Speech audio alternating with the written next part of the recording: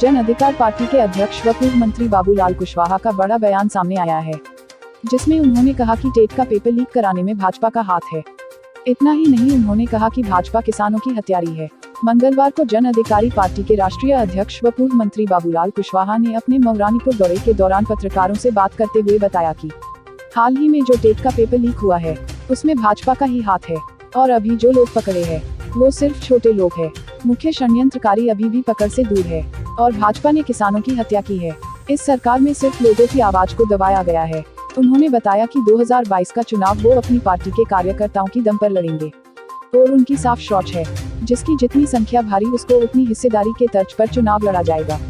इस दौरान उन्होंने भाजपा, कांग्रेस, सपा पर जमकर हल्ला बोला। प्रिंट होता है और बनाने वाले में, प्रिंट होने वाले में या तो यहाँ हो सकता है, वैसे इसमें गवर्नमेंट का इन्वॉल्वमेंट, गवर्नमेंट के इशारे पर हुए।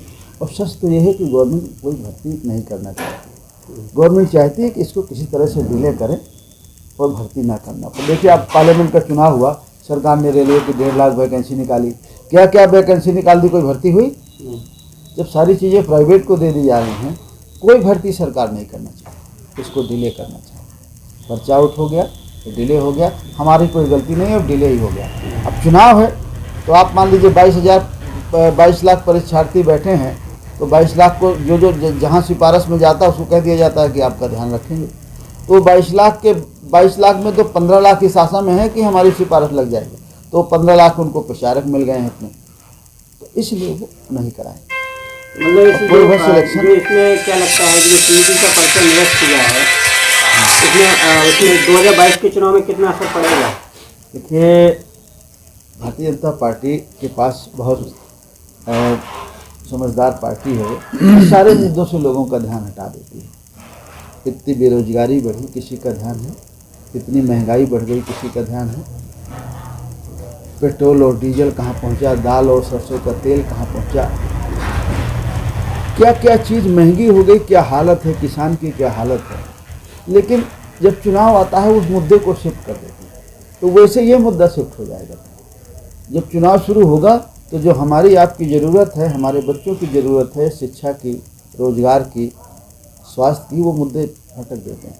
हम पत्रकार साथी भी उस मुद्दे पर चर्चा नहीं करते हैं, जो हमारी प्राथमिक ज़रूरतें हैं। सब लोग इस चर्चा से भटक जाते हैं और वो भटका देते हैं। जो बीजेपी भटकाती है उसी कांग्रेस और समाजवादी पार्टी बोलने लगती है।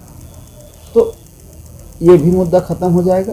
बेसिकली जिम्मेदार इसमें सरकार है, और अगर बच्चे समझेंगे परीक्षा देने वाले तो सरकार को हराने का काम कर। न्याय नहीं है।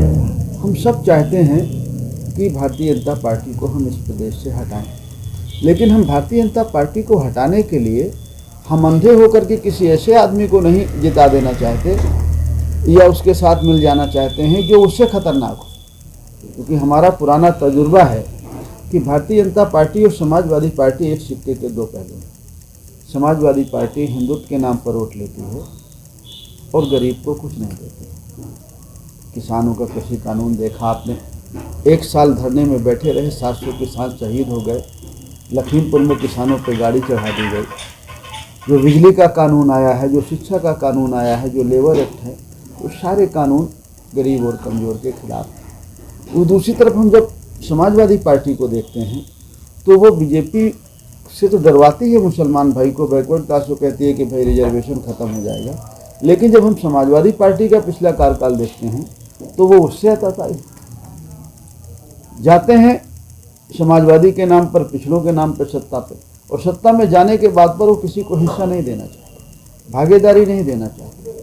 अगर वैकेंसियाँ निकलती हैं तो सत्ता में जाने के बाद वो कुछ लोगों तक सीमित हो जाती है, और जो पिछड़े लोग हैं और जो दलित लोग हैं, अक़लियत लोग हैं, उनको फिर साझेदारी नहीं मिलती। हम ये कहते हैं, जन अधिकार पार्टी हमारी जो पार्टी है वो कहती है कि भाई जिसको जो हिस्सा दे उसके साथ हम चलें। लोग हमसे पूछते हैं कि कैसा हिस्सा, तो मैं लोगों को बताता हूँ कि भाई सिपाही की भर्ती 100 निकलेगी, दरोगा की निकलेगी, लेखपाल की निकलेगी, पटवारी की निकलेगी, तो खाली आप अपने करोगे कि दूसरे को भी करोगे?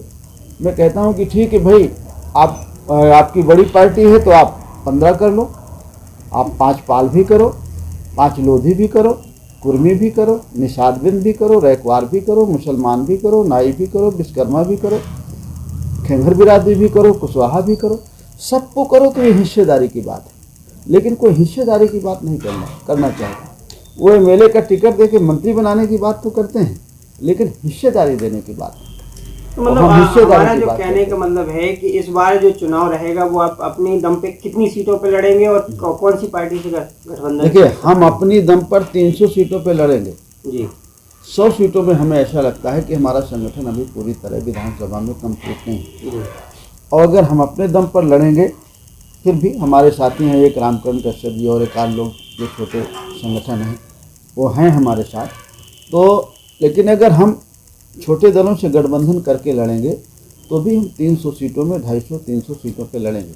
और अगर कोई पार्टी हमारे विचारधारा पर आती है, अगर उससे करेंगे तो स्वाभाविक है वो ज़्यादा लड़ेगी, हम कम लड़ेंगे। तो ये बात की बात है, लेकिन तैयारी हमारी पूरी 300 सीटों में है और 100 सीटों में और हमारे साथी जो हैं वो तैयारी कर रहे हैं। तो पूरी 403 सीटों पे हम लोग लड़ेंगे। और किन मुद्दों को लेके होगा ये चुनाव इस बार? देखे तो बीजेपी, समाजवादी, कांग्रेस तो चाहती है कि जो मेन मुद्दे हैं जनता के वो ना बैकवर्ड शेड्यूल कास्ट के रिजर्वेशन का मुद्दा खुले, ना जाति जनगणना की बात हो।